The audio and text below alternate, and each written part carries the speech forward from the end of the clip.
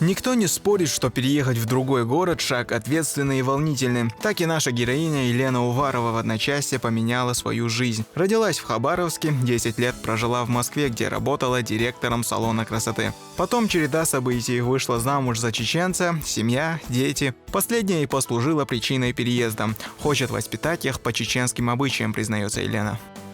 Для чего переехал? Для того, чтобы здесь воспитать своих детей. Потому что духовно-нравственные ценности, воспитание местных деток просто на наивысшем уровне.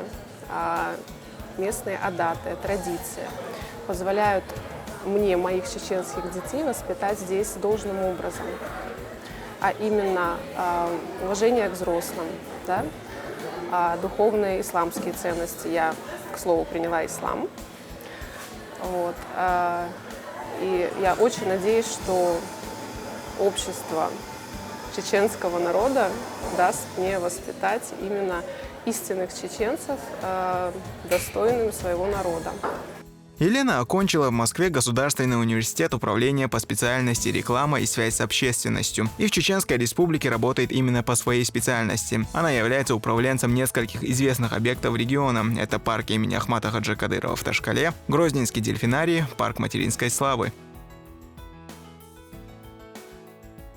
Вышла замуж за чеченца.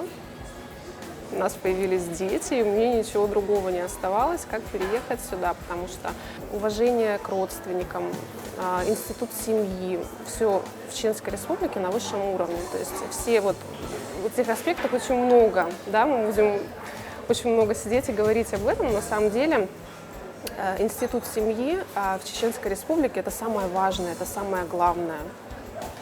И для меня это тоже основа для воспитания моих детей.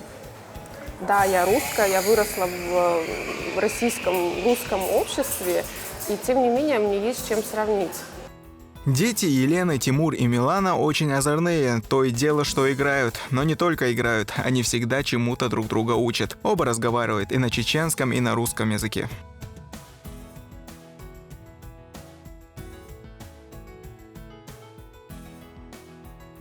Двое детей. Девочка, ее зовут Милана, ей сейчас 7 лет.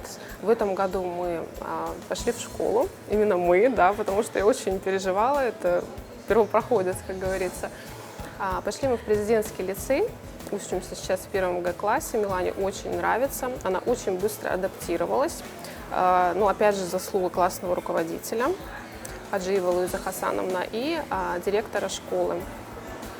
Мальчик у нас на очереди. Через пару лет мы его собираемся отправить туда же. Мальчика зовут Тимур, ему 6 лет.